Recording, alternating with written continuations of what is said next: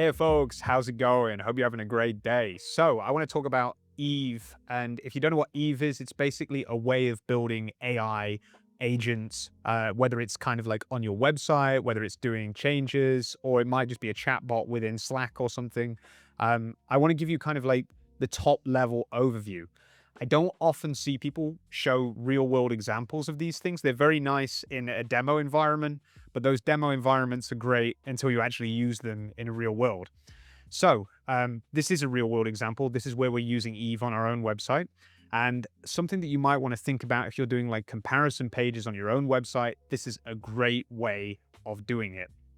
So, we have all these different URLs.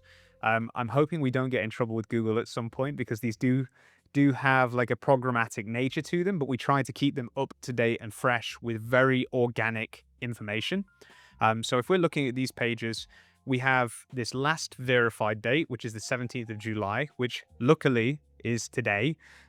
So this, for example, is going to take information called challenges with WordPress and tell you all the challenges the WordPress has, and then tell you how good Sanity is because of the URL structure. It's got the problem platform that we're moving away from and the solution platform that we're moving to. Now, we generally do a hell of a lot of this kind of work. We do a lot of headless CMS migrations, but we have to try and keep these up to date. Now, we use YAML behind the scenes to be able to keep all that information in one particular file. And the beauty of having a file-based system is that you can keep these updated and you can create pull requests to change things inside of these. And so this is a perfect example of something that you want to do with Eve because it's versionable, it's simple, and it's very deterministic. And the reason why I use the word deterministic is because if something is deterministic, it's way easier to do it with AI and it costs way less money on tokens. And we'll come back to that at some point because token spend is going to be a hot topic. It probably already is, but in the next 6 months, it's going to go through the roof. But you can see here, this is getting updated. Now, the second part of Eve, and this is kind of like an announcement that came along with Eve, which I would argue is probably the most important announcement, is this Connect, this vercel.com/connect. This is a way to be able to make these agents just integrate directly with whatever tools you're using. In my particular case, it's Slack and Linear we use for the vast majority of time, but you could use this with GitHub. You could use it with any of these. You can see here just below, you can click any of these and they'll work, which is really neat. And all that changes here is just throwing this in and it's all connected inside of Vercel. Now, let me show you in Z some of the findings in here. So this is basically like an example finding. So we have this updater bot that basically goes out, uses subagents to find all this information and create a pull request to update that information. So in this case, it's like, oh, here's the Framer FAQs. Here's some official URLs where we can have a quick look at all the different Framer things. And you can basically set these things up. This is inside of the actual agent skills. So we have these agents. And we're sloppy on the naming convention right now. It's going to get better and we'll release some guides as to how to do this. But essentially right now we have like negative features. So no self-hosting. So Framer sites are locked to Framer hosting. Here's the sources where this is coming from, because what you don't want to do is put all this information in there that's incorrect without the sources, without it being generated.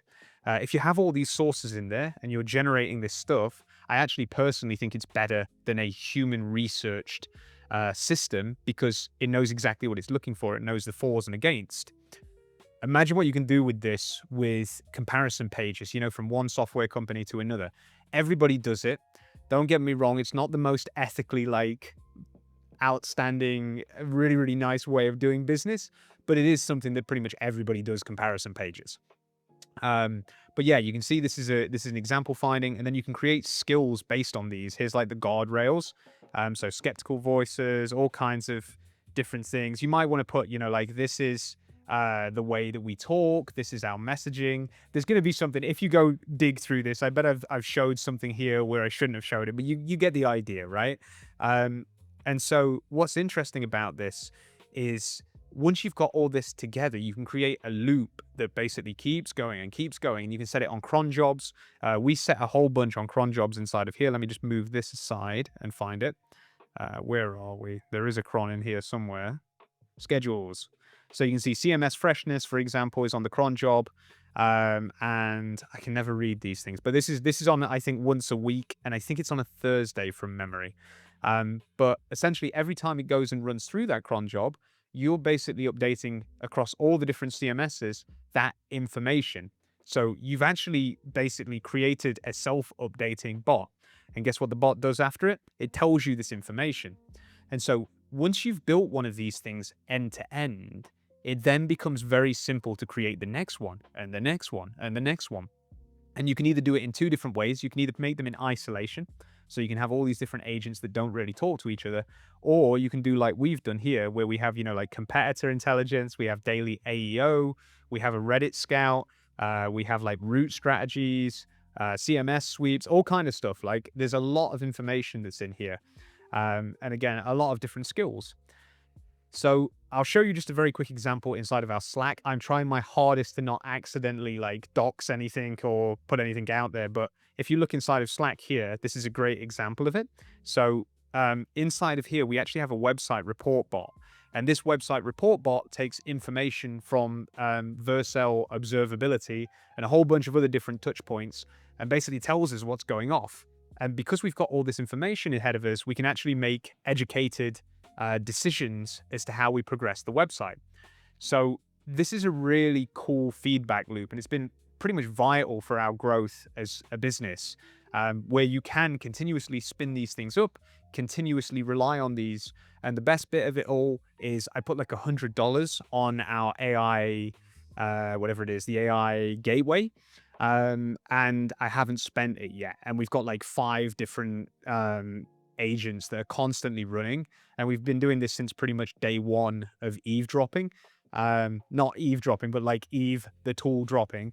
And so it's pretty wild. It's pretty cool. And I would definitely recommend that this is going to be the way that people use agents more, with being able to take all these different disparate systems, pile them into a single Slack channel, and not making it overwhelming. There is a different way of doing this completely separately as well, which is kind of interesting, which is you can use things like Claude Schedule. But the problem with this is Claude Scheduled, and I can talk about this in another video if anybody's interested, but Claude Scheduled is a non-deterministic way of doing this, and it's pretty difficult to get it to be deterministic. So it means that you get kind of like, instead of rigid things where it tells you and being able to kind of piecemeal get better and better, it's kind of like a scatter shot where it might answer this way one week and it might answer this way another week.